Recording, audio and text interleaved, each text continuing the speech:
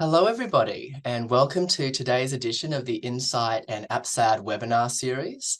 To start, I would like to begin by acknowledging the traditional custodians of the land and waterways throughout Australia, paying respects to elders past, present, and emerging. I also extend that welcome to any Aboriginal and Torres Strait Islander guests joining us from around the country today. I'm coming to you from Meanjin or Brisbane on the lands of the Turrbal and Yagara peoples, and I'd like to acknowledge the ongoing impact of colonisation on our First Nations Australians, including the disproportionate impact of substance use on their health and well-being. My name's Ben, I'm an educator here at Insight, and it's my pleasure to be introducing our speaker today, Associate Professor Matthew Gullo. Matt is a clinical psychologist and researcher at Griffith University.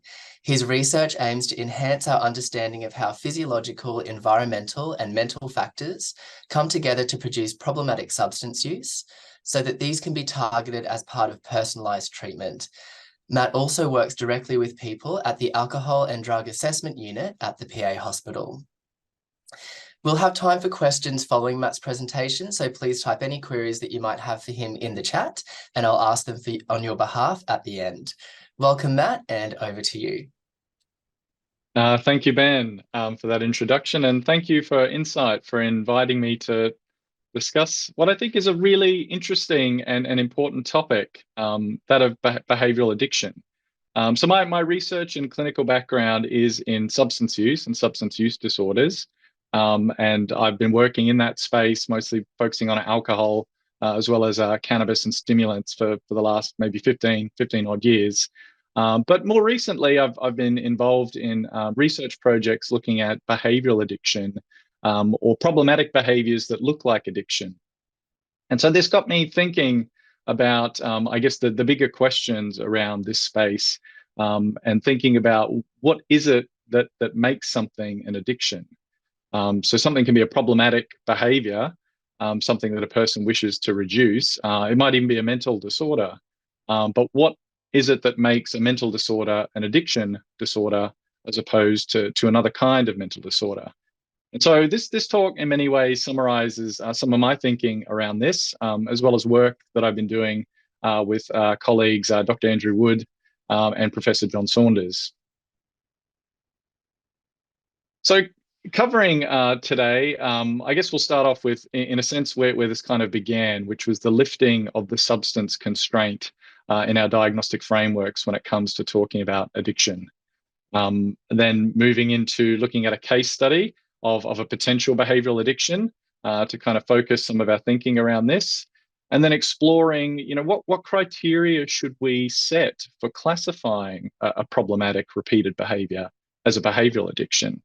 And then looking at some of the current candidates in this space, where there are groups of researchers very much arguing that they should be considered behavioural addictions, to add into our list of diagnoses.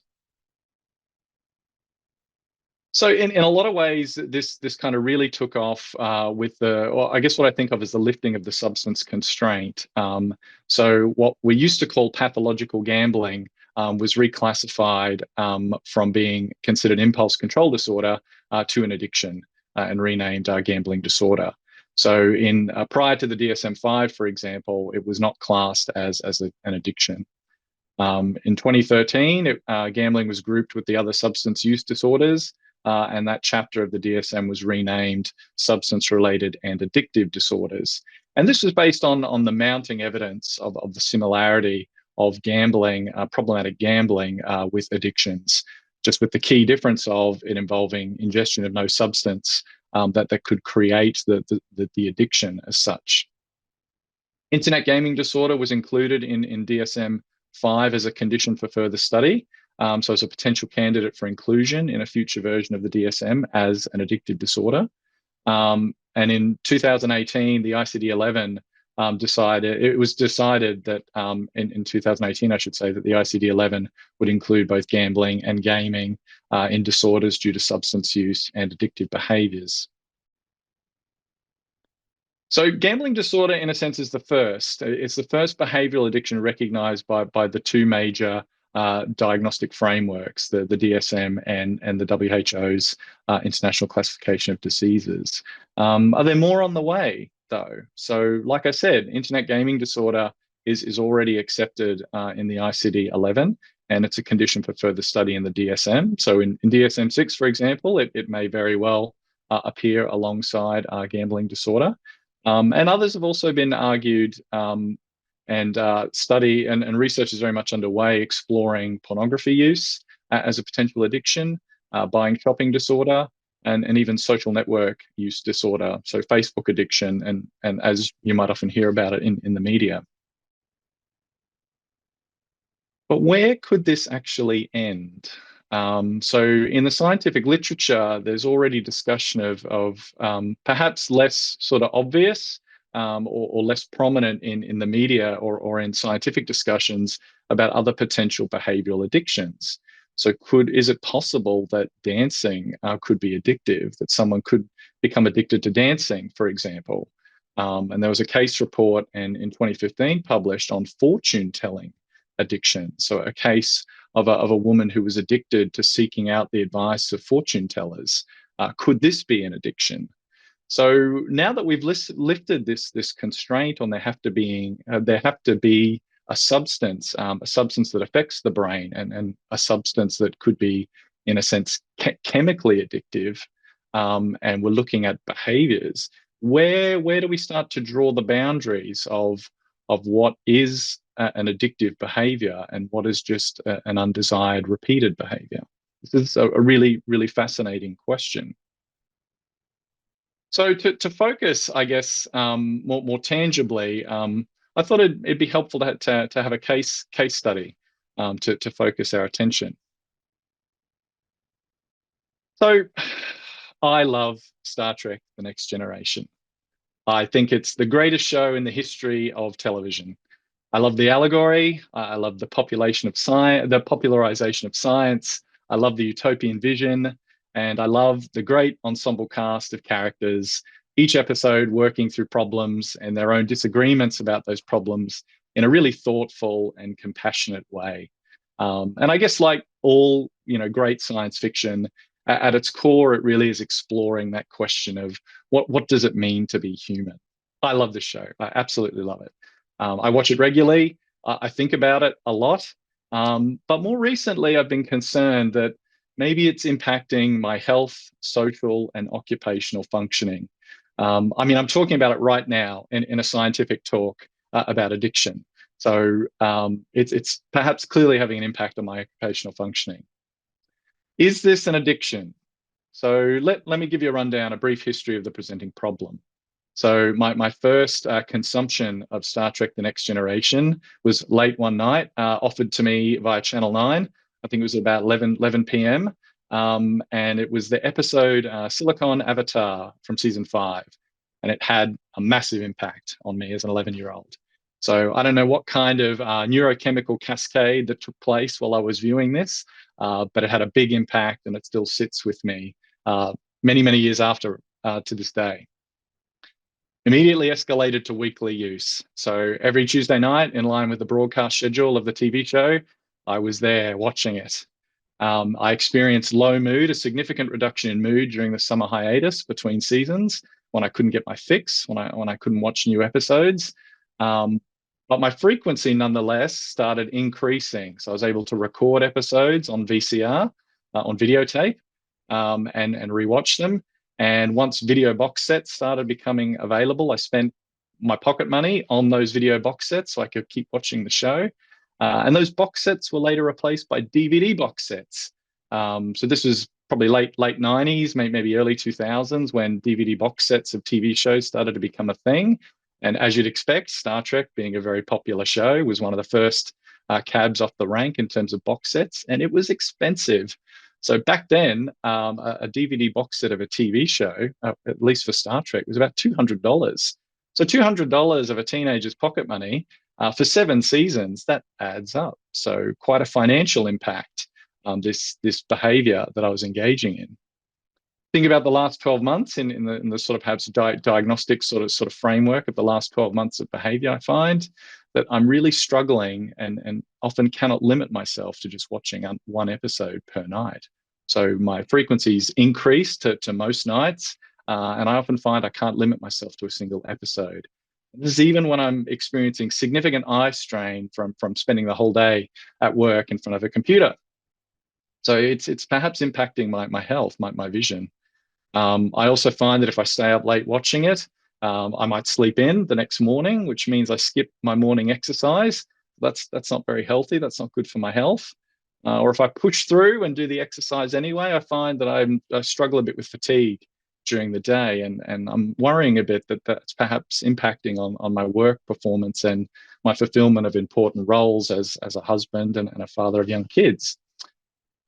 Past attempts to try to control this use haven't been very successful. I'm still watching it quite a lot. And we only have one TV in the house. My wife and children tolerate my level of use, but, it's often a source of disagreements. And, sometimes it really does drive my wife crazy how much I love watching this show. So is this an addiction? Is this potentially a behavioral addiction? So if we take the approach that a number of research groups have in trying to look at a new behavior as potentially addictive, we can do what they do and apply the DSM criteria and, in a sense, just pull out the word, say, alcohol or drinking, and replace it with watching Star Trek: The Next Generation. So running back over that case study that I cited, there's, I think, evidence of social interpersonal problems related to my use of Star Trek: The Next Generation. There's been use of larger amounts and for a longer period of intended, struggling to limit to that single episode. Repeated attempts to quit or control use in the last 12 months, yes, absolutely. Quite a great deal of time, and I don't have a lot of time, is spent watching that show, yes. Other activities are given up in order to watch that show. Yeah, I'm missing out on streaming all the other great shows that everyone else is talking about, missing out on exercise, missing out on sleep, and craving. Absolutely. Thinking about it a lot, looking forward to that episode at the end of a hard day at work. So it's lining up there, definitely more than two criteria of the DSM-5 criteria there for a substance use disorder. So it's looking more and more like an addiction, right? Could it be that one day in future this might appear in one of the diagnostic nosologies? Could it, some kind of media use disorder, for example, with its own ICD code as well? Now, that in case you haven't already caught on, this is all very, very tongue-in-cheek. So yes, I'm a big Star Trek fan, but certain elements of that have been greatly exaggerated to kind of make the point here. So even though, from what I've described and it meeting the diagnostic criteria, most of you are probably thinking, I don't know if I'd call this an addiction. It certainly may be a problematic behavior, but maybe something about calling it an addiction doesn't quite seem right, feel right. So why might that be? Why might we feel that way? So, and this leads into that discussion of, what is it that makes a disorder an addictive disorder, rather than just a behavior problem or another mental disorder?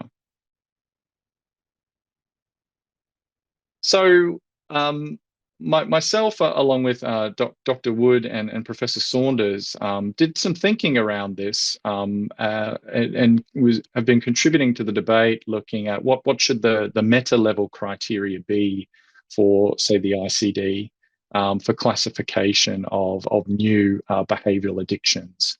And when we were thinking about this, we thought that there were perhaps at least four important criteria that would need to be met to classify an addiction as a behavioral addiction. So the first one, which I believe it's not controversial at all, is that there's clinical relevance. So the cluster of experiences, whatever your candidate addiction is, causes functional impairment. And there's clear public health benefit in being able to identify or diagnose such a cluster of experiences if it leads to intervention that produces better outcomes than doing nothing. So that's easy, and no one in the literature really disagrees with that. Phenomenology is the second criteria which we argue for. And this has varying levels of emphasis in discussions around disorders. So we still don't know what causes most mental disorders, the established ones, I mean. And those who think they know what causes mental disorders often disagree. And there are competing theories, competing proposed etiologies, and they tend to vary in terms of their emphasis on biological factors, psychological factors, social factors, and so on. A long time ago in the 80s, we saw an eschewing of conjecture about etiology because it was so hard to find agreement on what it is that causes mental disorders, and in the addictions focus more on, well, what are the actual observable features that we can agree on that are characteristic of the lived experience. So we proposed that when thinking about what addiction looks like, and very much what accepted addictions look like, that they're characterized by a behavior that's immediately rewarding, that then leads to repeated use, and that then in turn leads to a drive for more reward. The behavior takes priority over other activities. It gains a salience in a person's life, and that this combination of salience and drive to obtain or enact the behavior, that link, that association is not disrupted by context. So negative consequences resulting from engaging in that behavior and acting on that drive, and that connection not being broken even by the individual's own attempts to stop the behavior. Tolerance has been sort of controversial in terms of whether we can really apply that to behavior, to addictive behaviors, because there's no substance involved, so no physiological tolerance as such. But so we prefer the term habituation, which is part of the learning process. So habituation can occur with any kind of behavior or stimulus response. So nothing's as ever good as the first time, except maybe a Christopher Nolan film, where I often find you have to watch it maybe 2, 3, 4 times. Then you really start to get it and you enjoy it even more. But for most things, nothing's as good as the first time. There's that habituation of the emotional impact it has on you. So that's a characteristic feature, regardless of whether you call it psychological tolerance or habituation. And another characteristic feature is engagement progresses beyond mere repetition.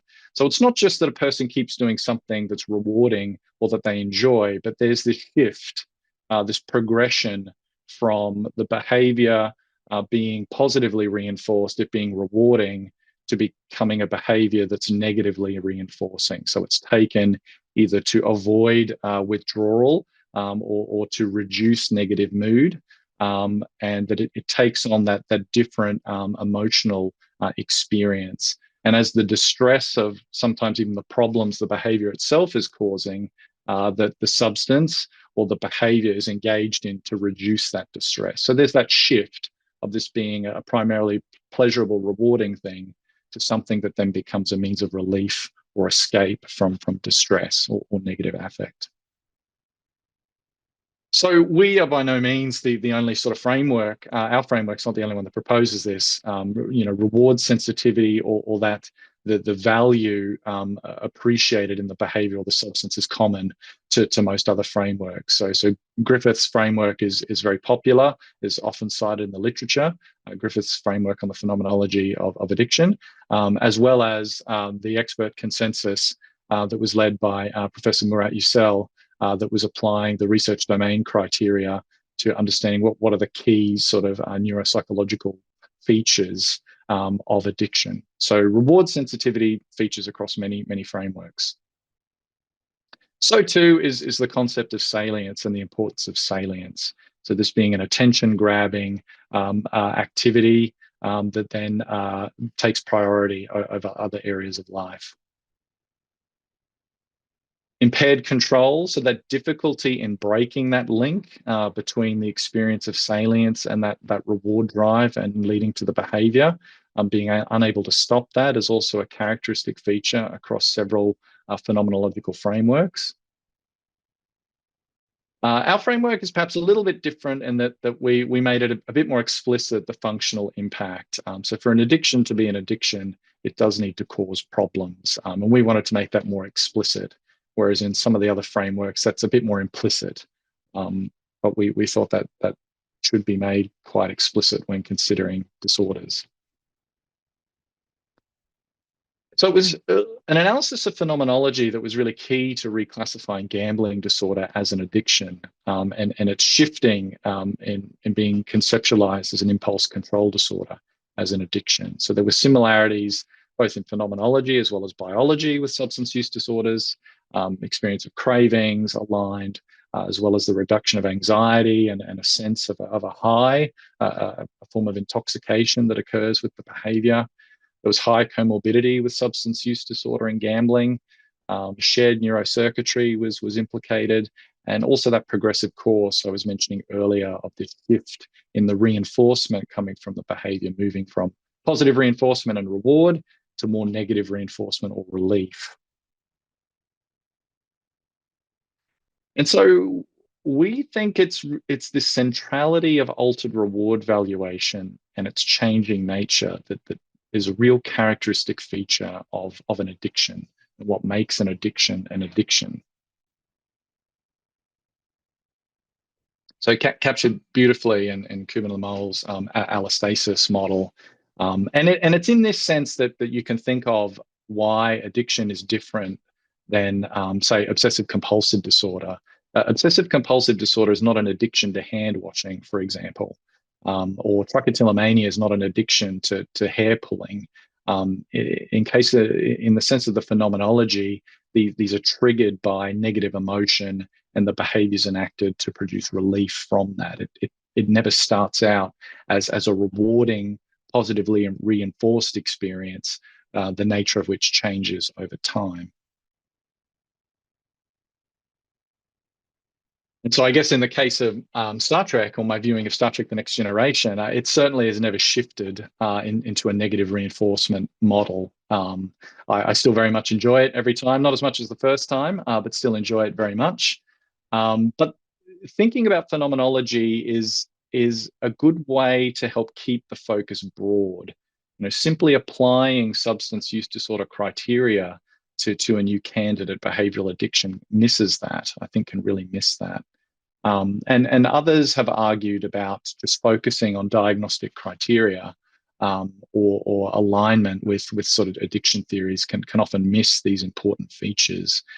So Cartfeld, Tinther, and colleagues made the point that, even though there may be salience that occurs in video game preoccupation, it's not really equivalent to the salience that occurs in, say, methamphetamine use in terms of the frequency of the behavior and the consequences of the behavior. Yes, they can acquire salience, but within context, it's quite different, the impact and implications of that, and that needs to be appreciated. Sassover and Weinstein, also on phenomenological grounds, found that sex addiction didn't quite line up either in terms of phenomenology, even though it met a lot of sort of carried over diagnostic criteria. So phenomenology is important to keep things focused on the big picture in considering whether a mental disorder may be an addiction. Theoretical embedding. This is another important aspect, but I think phenomenology needs to take precedence. So is the syndrome consistent with existing addiction theories? And is there even involvement of the same psychobiological mechanisms in addiction? So this is important, but it's perhaps necessary but not sufficient, I think, for classification of a behavior as an addiction. And that's in part because there are many, many addiction theories that vary in their scope.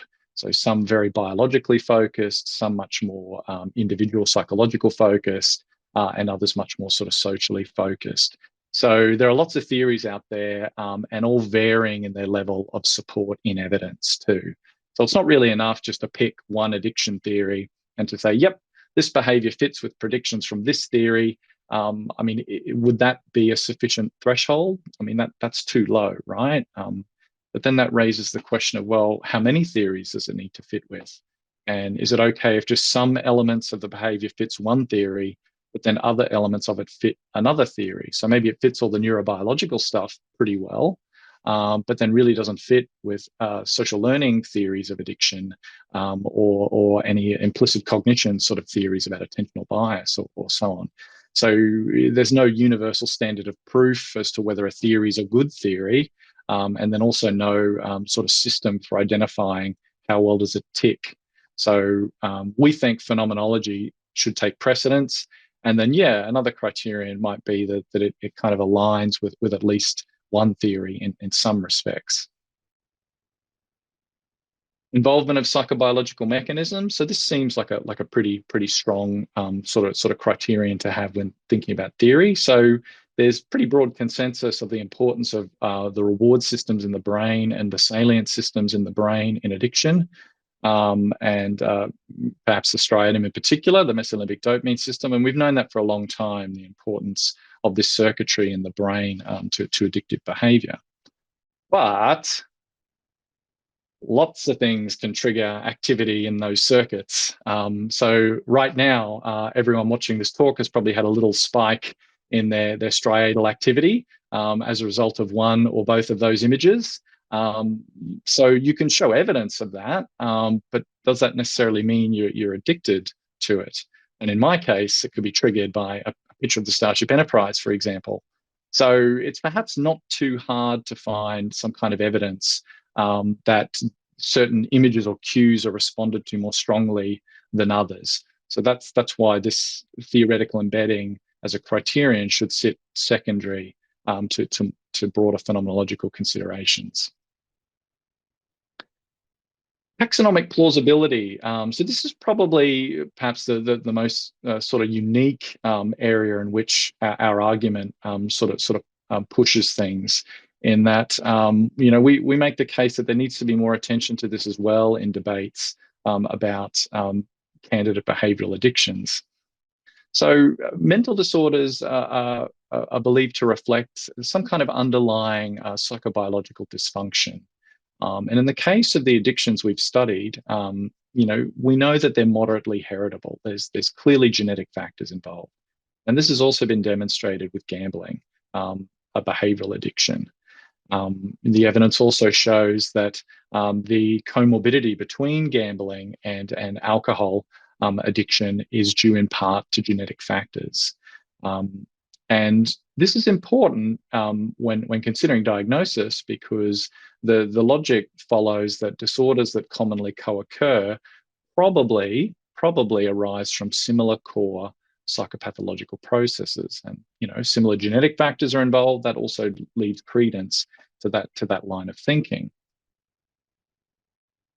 And so thinking about that, addictions are externalizing disorders. They lie on an externalizing spectrum of pathology, whereas mood disorders, anxiety disorders lie on an internalizing, what's described as an internalizing spectrum. So at that very broad level, we would expect that internalizing disorders likely result from different core psychobiological processes.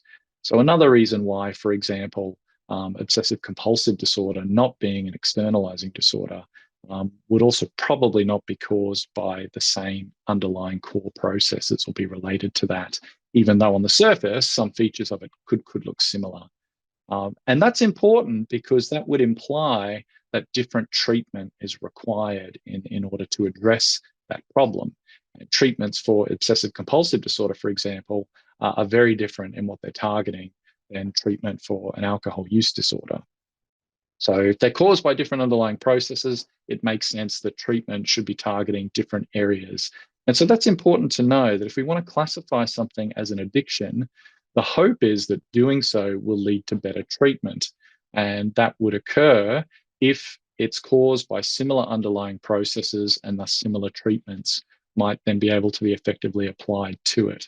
So we argue that an important criterion in deciding whether a mental disorder should be considered an addiction is that it should be able to plausibly reside within the externalizing spectrum of psychopathology. So what could constitute evidence of that plausibility?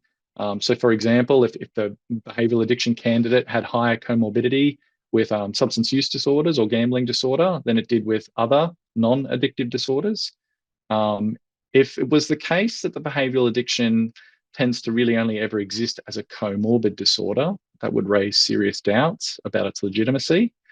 So epidemiological studies are important here. Often, when you see patients in the clinic, they've often had that disorder, that addiction for many, many years. And the consequences of that could lead to a whole host of other mental disorders emerging as a result. And plus, we also know that a large proportion of people with a mental disorder don't seek treatment too. So I work in a public hospital. I tend to see individuals on the more severe end of their addiction. And so that's not a complete picture when it comes to thinking about comorbidity, for example. So epidemiological studies are important there to determine, does this thing exist by itself? Also, that could comprise evidence of plausibility is whether the candidate behavioural addiction responds to treatments that have been shown to be effective for addiction. So one of the benefits of diagnosis is that it helps direct treatment. If we're calling something an addiction, then we're stating that we believe similar core processes are at play. Thus, treatments that already work in addressing those processes we would expect would be beneficial. So that's another way of demonstrating evidence of taxonomic plausibility. So in summary, that's the 4 criteria there: clinical relevance, phenomenology, theoretical embedding, and taxonomic plausibility. And in our review of the literature, we find that most discussion tends to focus around clinical relevance. Does this cause functional impairment? And does it align with some kind of addiction theory or the diagnostic criteria? So 1 and perhaps 3, criterion 1 and 3. And we believe more attention needs to be paid to phenomenology as well as to taxonomic plausibility in discussions going forward. So there have been some candidates proposed for behavioural addictions, and some groups arguing quite strongly that these are behavioural addictions. So how would they line up against this criteria? So let's look at pornography-use disorder first. So clinical relevance, this is debated. At the moment, there's not very good evidence of functional impairment attributable to excessive use of pornography. Most of the evidence is based on cross-sectional studies. And so there are many confounders there that can't really be addressed. There have been no reports of blindness so far. And even reports of erectile dysfunction or a higher engagement in risky sexual behavior, again, it's hard to know to what extent that's related to porn use, because there's often high rates of other drug use, as well as other health and mental health problems as well. So more research needs to be done there to kind of isolate that it's the porn use behavior that's causing some of the functional impairment. Interestingly, some research, a longitudinal study has shown that believing porn use to be morally wrong is actually a stronger predictor of a patient's self-perceived addiction than their engagement in the behavior. So this perhaps aligns with an alternative perspective that perhaps the distress caused by this has more to do with a person's beliefs and their moral beliefs. And so rushing, if we too quickly rush to call this addiction, that this could fall into the trap of pathologize what's perhaps a normal problem of living. So that's an interesting finding that came out of some longitudinal studies reported by Grubbs and colleagues. Phenomenology. So there is evidence of stronger reward response to porn images in those who consume more pornography versus less pornography, yes. There's also greater salience of pornographic images in those who use, who engage in more pornography use than others do. However, like I said, this would also be expected as part of a normal learning process. So myself in watching more Star Trek would respond more strongly if you put my head in a scanner to an image of the Enterprise than people who consumed a lot less Star Trek, for example. There's also no evidence so far of a progressive course in pornography use, that transition from rewarding positive reinforcement to negative reinforcement relief. And it's also true that if pornography use results in masturbation, that it actually could fit criteria for a compulsive sexual behavior disorder right now, which is an impulse control disorder, not an addiction. So there's some questions there that need to be resolved when thinking about phenomenology. Theoretical embedding, though, we judge that the criterion there is met.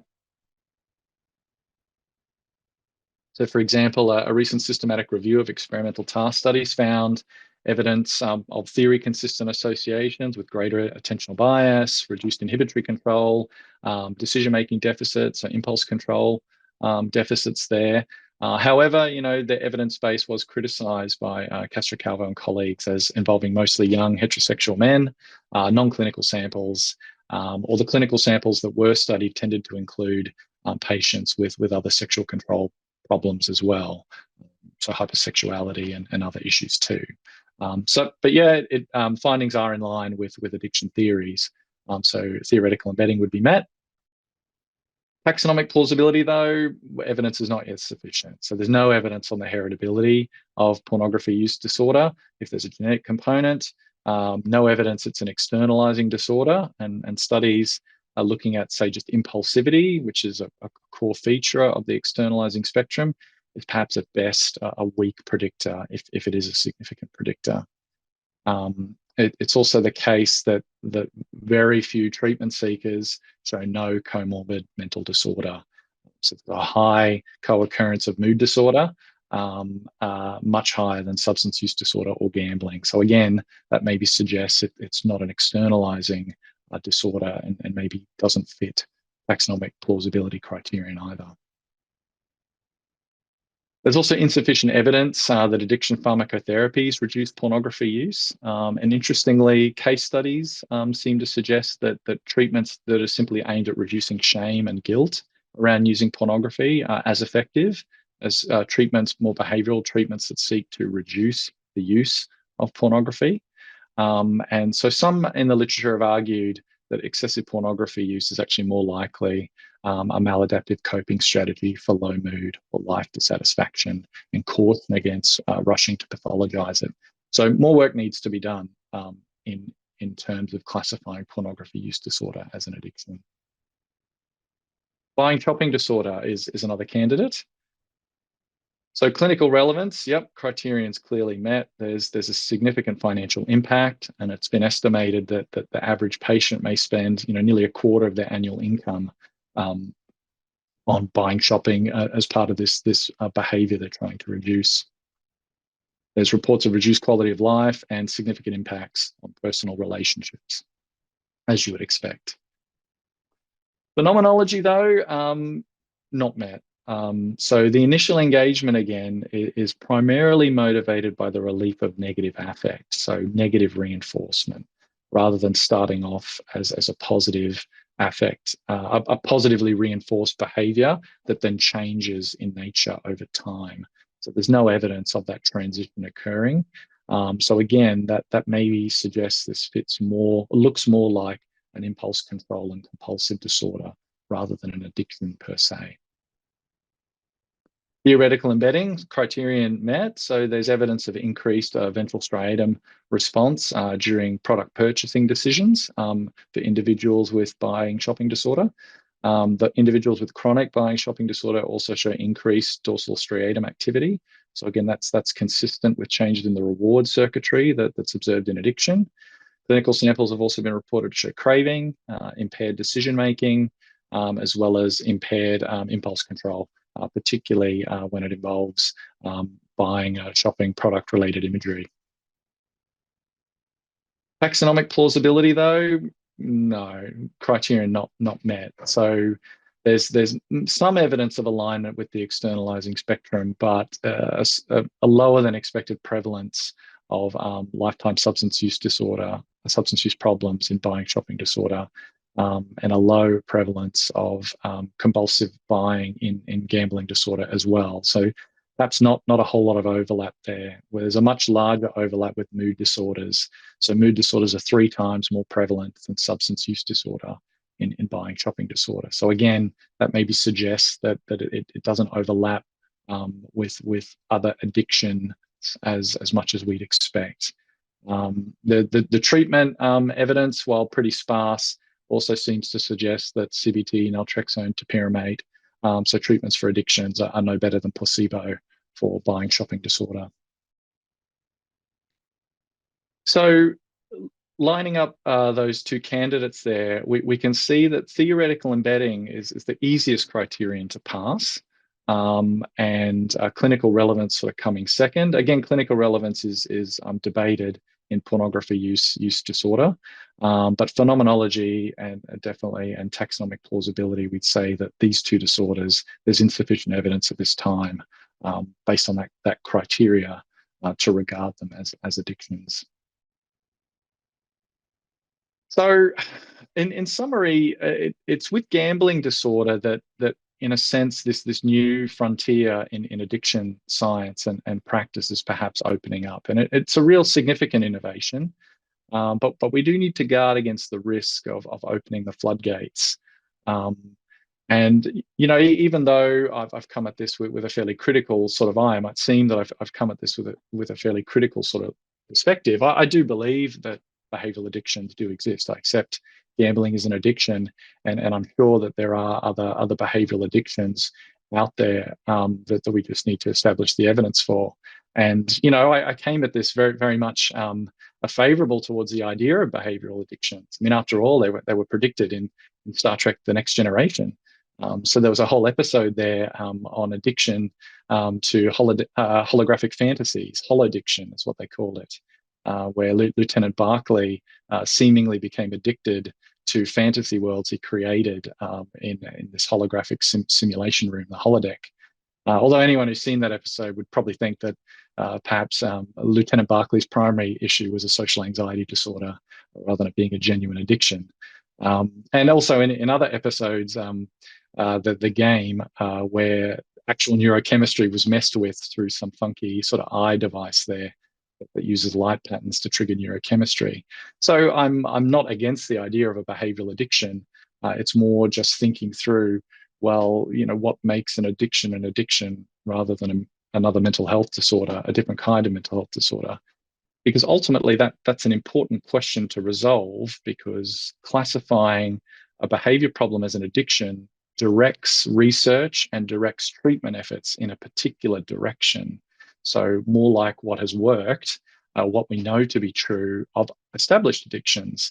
And so we don't want to do that if it's going to lead us in the wrong direction, because the ultimate goal is that a correctly classified diagnosis will lead to individuals receiving better treatments, even if we're just adapting addiction ones, but also the development of better treatments. So if something's not a genuine addiction, we don't want to be applying those frameworks necessarily unhelpfully, because it's probably not going to get us anywhere. So it's important to get right.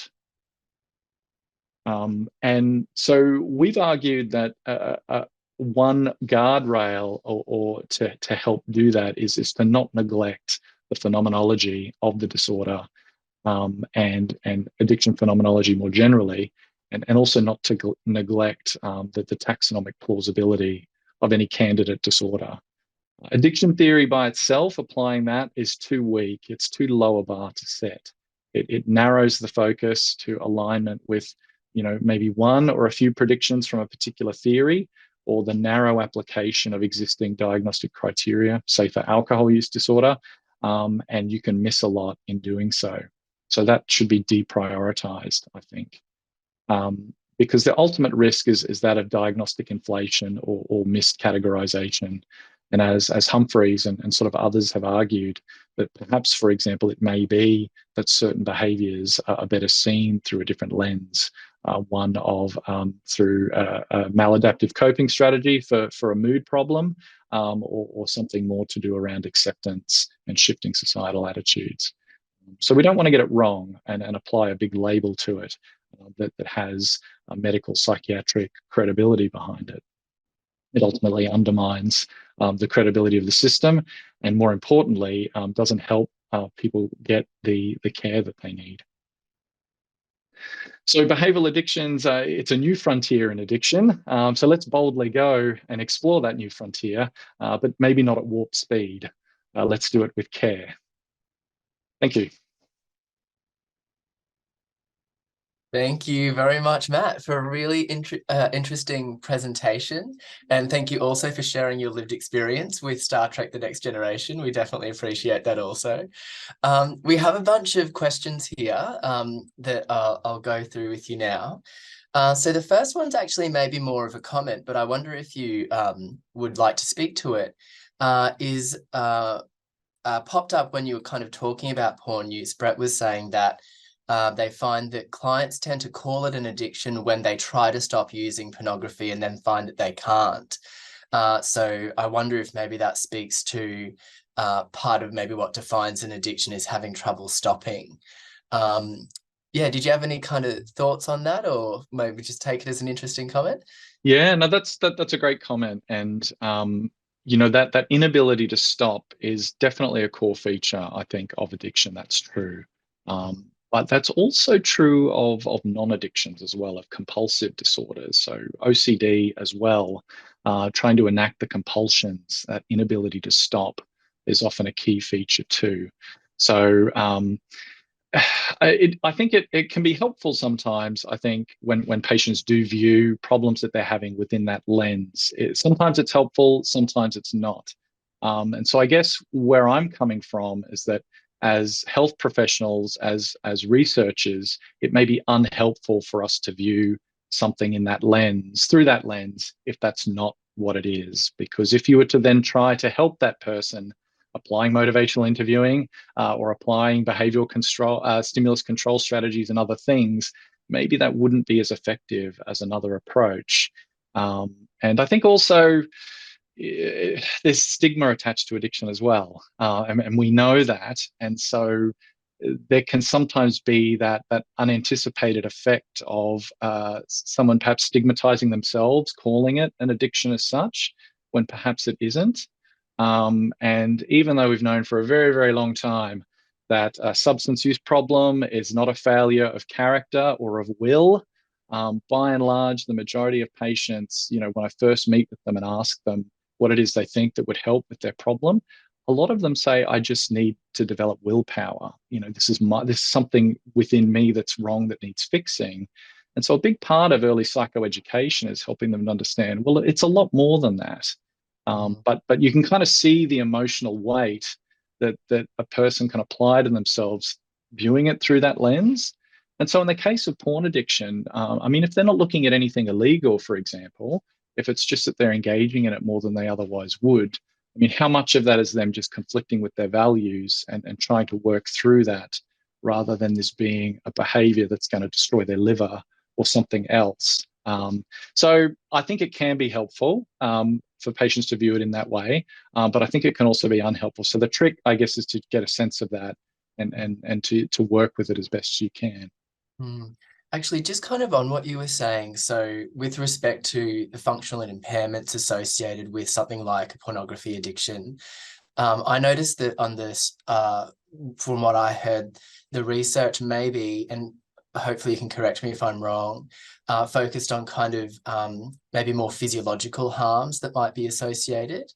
I was wondering if there'd been anything looking at maybe more kind of social or relational harms, like, for example, if people are having kind of relationship issues because they have unrealistic expectations, or if it impacts their self-esteem in any way, something like that.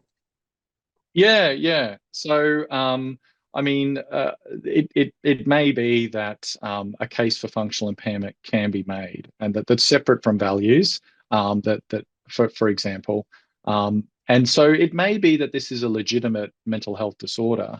But I think when we look at the phenomenology of it, as well as where it sits with other mental disorders, probably not an addiction as such. But certainly not. That's not to, I guess, me saying that I don't think it meets criteria for addiction is not to reduce the impact it can potentially have on people's lives, but just whether it's helpful to call it an addiction rather than something else. Yeah, I see what you're saying. Yeah. So we've also had a question I was wondering if gaming might be a behavioral addiction. So I'm wondering if gaming kind of refers to like internet gaming as opposed to gambling online. Yeah, well, I mean, it's probably the next one that's going to be. I mean, it's already recognized by the ICD Mm, classification system, for example. And so, we don't know what the DSM task force in designing the next version of the DSM will say, but I mean, the two of them tend to align pretty closely if you look at it historically. So I mm, think there's a very good argument to be made that yes, this will be very widely accepted as an addiction and be viewed as such. But we still don't know a lot from the treatment literature about how best to address it. But if it is a legitimate addiction, the hope is that will streamline those efforts in viewing it through that lens, and that good evidence of good treatments will follow after that. That's the hope. mm, mm. Um, sorry, you kind of, I was so engrossed in what you were saying that I then lost my own train of thought. I'm going to refer back to my document of questions. Um, uh, Sorry, I'm having a little brain moment here. Um, So based on kind of what you've discussed with respect to kind of addictions and then behavioral issues, and is it or is it not helpful to kind of conceptualize behavioral problems, I guess, as addiction? Do you have any thoughts for kind of AOD workers in terms of how they might wish to modify their kind of daily practice, or whether to modify anything at all? Yeah, that's a really good question, Ben.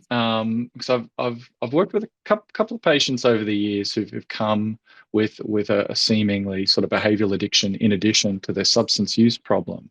So I can think of a couple of cases of porn addiction. What the individual themselves referred to as a porn addiction. Mm, And I guess my advice would be to the onus is really on us to get the formulation of the case right, and to understand what's the core of their issue. So in the cases that I've dealt with, oftentimes it's been the central problem was a mood disorder mhm, that then preceded both the substance use disorder as well as the problems in regulating their porn use. And so if that is the case, then it's perhaps better to treat the mood disorder and focus your attention on their depression than it is rather the limiting and specific strategies, relapse prevention you do around porn, because maybe that's not the core of the issue. So I think the advice I would give to practitioners is that in the absence of a clear diagnosis that we can get a picture on, consult the evidence, or do a quick Google search and see what's the gold standard treatment, that the onus really then becomes on us to do a good formulation to figure out what's the core of this person's problem. And it may be that that is a recognized diagnosis with a prescribed treatment that will go a long way by itself, and that maybe it's best for us to focus what's usually a very short amount of time we have with people on addressing that, because that will ultimately be to their benefit. So formulation's key, I guess, as with everything. yeah, is kind of that in a way an age-old question of kind of what's driving what. Yeah. Um, and also, yeah, it's a far bigger topic than we have time to discuss today, but diagnosis versus formulation and where should our focus be? But I Mm. think, yeah, absolutely, we have to understand what's driving things. You mentioned that there was some kind of behavioral addiction things perhaps in the pipeline, especially with respect to upcoming editions of the DSM and the ICD. I guess, again, this might be way too big a question, but let's have a crack. Um, do you have any thoughts about striking a balance between acknowledging difficulties associated with addictive behaviors versus over pathologizing, if that makes sense? Yeah, that is a great big question, Ben, and that's one actually I think a lot about whenever you see more studies coming out about the harmful effects of alcohol at even low doses. So in terms of the long-term effects on cancer, dementia, and so on, and it may be that there's no safe level of alcohol consumption for any of us. So then the question becomes, well, at what point do we just consider that a lifestyle choice? at what point is it a disorder? And we've got a pretty good framework in place, at least for alcohol use disorder. So I guess it would be trying to transport over some of that thinking to other behaviors as well. So you might be engaging in a behavior. It could be porn use, it could be anything. And maybe it ticks off your partner. Maybe they'd wish you didn't do it or wish you did less of it. But then there are so many things like that as well. It could be a hobby that's the same thing. It could be, you know, hanging out with your friends. So at what point is this just something that is a source of conflict that's normal within any kind of relationship or social part of social functioning? And at what point, and or something that you care so much about you don't want to give up. So, you know, you'll argue with your partner, no, I need to go support the Brisbane Roar, you know, every game. That's important to me. But you're missing your kids, XYZ. No, the Roar, I care about them. You know, that's not necessarily a disorder because you don't want to or would struggle to control that. It's a really tough space. And so I think that's where the phenomenology comes in. And I think just broader societal discussions about that, because there's always going to be a morality layer across all of this. We know that from the history of alcohol problems, other substance use. You know, why wouldn't it be the same for other behaviors as well? So it's a really difficult space, and perhaps not one that science can sort out alone. Yeah, and also, yeah, something that may have to be individually defined as opposed to Yes. being like, well, here's the standard. This level of Brisbane Raw support is problematic. Let's not get the DSM involved. Yes. Exactly. I think that's it for the questions. I'm just checking the chat one more time. Yeah, I think that's all the questions we have. I'll just give a quick plug. If people would like to join us again next Wednesday at 10 a.m., there's going to be a presentation exploring how clinicians work with trauma in AOD sessions, and that'll be presented by Logan Harvey. So thank you again, Matt, very much for a really interesting presentation, very funny and engaging also. I hope everybody has a wonderful rest of your week, and we look forward to seeing you next Wednesday.